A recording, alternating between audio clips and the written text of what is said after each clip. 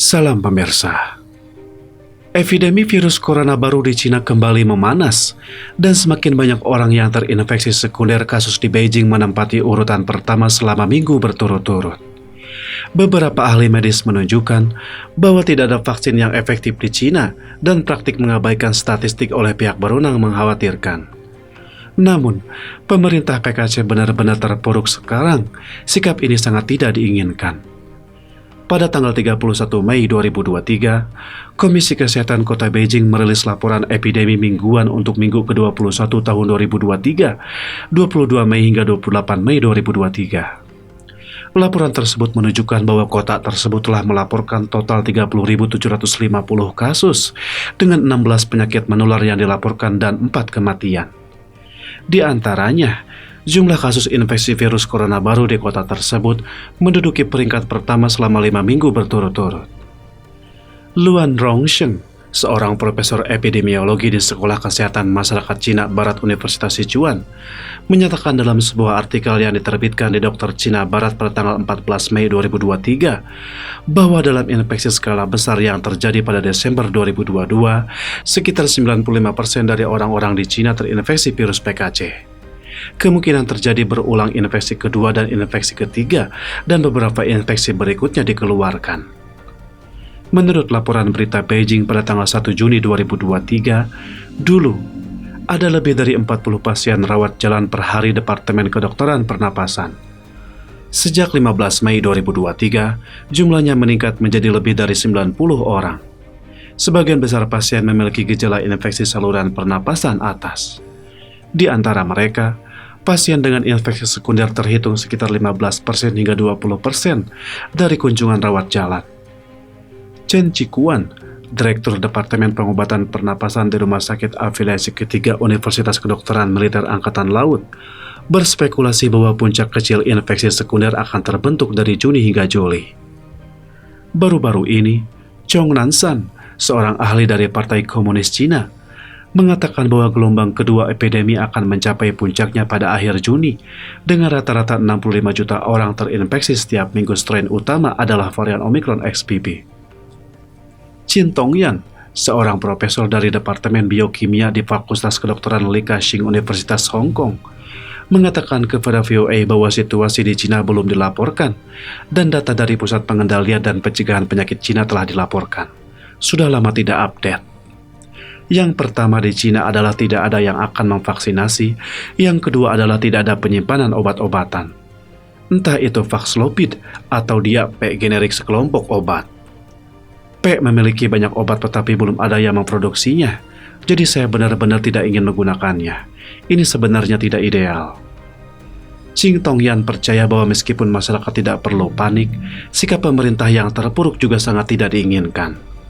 Ini benar-benar terpuruk sekarang. Seluruh dunia tidak terpuruk, jadi hanya dia yang sepenuhnya terpuruk. Beberapa orang di Hebei mengatakan di internet bahwa dia merasakan sakitnya infeksi sekunder. Dia mulai demam pada hari pertama, tetapi dia tidak terlalu memperhatikannya. Dia pikir itu hanya pilek, demam, dan sedikit sakit tenggorokan. Akibatnya, demam sudah mencapai lebih dari 39 derajat sejak malam pertama, dan terasa nyeri, yaitu kaki mulai terasa nyeri lagi. Dia berkata, semua orang harus memperhatikan, ini bukan lelecon, karena banyak teman di sekitar saya yang terinfeksi satu demi satu. Seorang netizen daratan Orion Undercover memposting pada tanggal 2 Juni 2023, antigen ibu telah berubah menjadi negatif, tetapi masih lemah. Saya baru saja bertemu dengan Bibi di lantai bawah. Sepertinya saya sudah lama tidak melihatnya, jadi saya bertanya, dan Bibi bilang paru-parunya positif. Saya masih mengalami gejala dan tinggal di rumah sakit selama 8 hari. Saya baru saja pulang. Ketika blokade dibuka pada awal tahun, Bibi ini juga positif terinfeksi, tetapi dia menderita hampir tidak ada gejala, tetapi gejala positif kedua jauh lebih parah. Ketika Bibi mengatakan rumah sakit tidak akan menerimanya, mengatakan bahwa tidak ada tempat tidur, dan kemudian mereka melalui koneksi dengan seseorang baru bisa diopname dan dipasang oksigen. Saya bertanya kepadanya situasi di rumah sakit, dan dia mengatakan bahwa memang ada banyak orang yang dirawat di rumah sakit. Jumlah yang terinfeksi dalam gelombang ini cukup banyak, dan banyak orang di sekitar adalah infeksi sekunder, dan banyak apotek yang kehabisan stok untuk regen antigen. Saya ingin membelinya untuk ibu saya beberapa hari yang lalu. Setelah pergi ke beberapa apotek baru mendapatkannya, dan banyak yang kehabisan stok. Beberapa orang juga berkata, saya mulai sakit kepala tadi malam tanggal 1 Juni. Saya tidak tahu apakah akan terinfeksi ketiga. Bagaimanapun, seluruh keluarga kami infeksi sekunder. Panas, dan saya benar-benar tidak tahan dengan infeksi kedua. Saya tidak tahu apakah saya bisa mengejar pesawat, tetapi saya merasakan sedikit sakit di tulang rusuk, dan ada sedikit darah ketika saya batuk. Karena Cina tidak memiliki vaksin yang efektif, orang sekarang terinfeksi dan hanya dapat membantu diri mereka sendiri. Hill Times melaporkan pada tanggal 25 Mei 2023 bahwa sebagai tanggapan atas peningkatan jumlah pasien infeksi sekunder baru-baru ini di Cina, seorang ahli penyakit menular di rumah sakit tersier di Beijing menyatakan bahwa pasien infeksi sekunder seharusnya diisolasi di rumah dan tidak pergi bekerja dengan penyakit yang tidak hanya berbahaya menularkan orang yang sembuh akan terinfeksi kembali, yang juga menyebabkan penyebaran virus.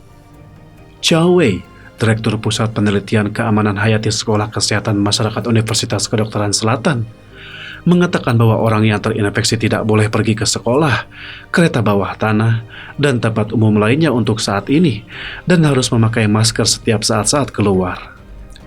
Pasien yang lebih tua atau memiliki kondisi medis yang mendasarinya harus segera mencari pertolongan medis jika gejalanya memburuk.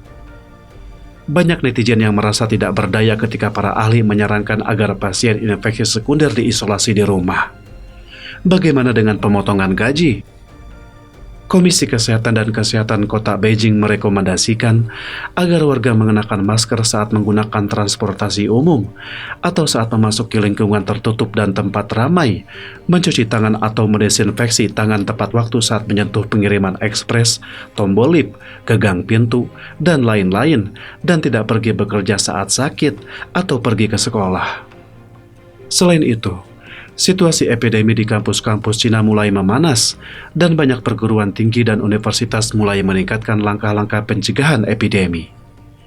Pada 24 Mei 2023, Departemen Pendidikan Provinsi Shanxi mengeluarkan dokumen yang mencantumkan infeksi coronavirus sebagai peristiwa yang menjadi perhatian khusus. Selain itu, Perguruan Tinggi Industri dan Komersial Sichuan, Sekolah Layanan Penerbangan Xinyang di Provinsi Henan, Perguruan Tinggi Universitas Tongji Zhejiang, Universitas Sains dan Teknologi Liaoning, serta perguruan tinggi dan universitas lainnya juga meningkatkan pengendalian epidemi mereka. Cukup sekian dulu, terima kasih atas perhatiannya.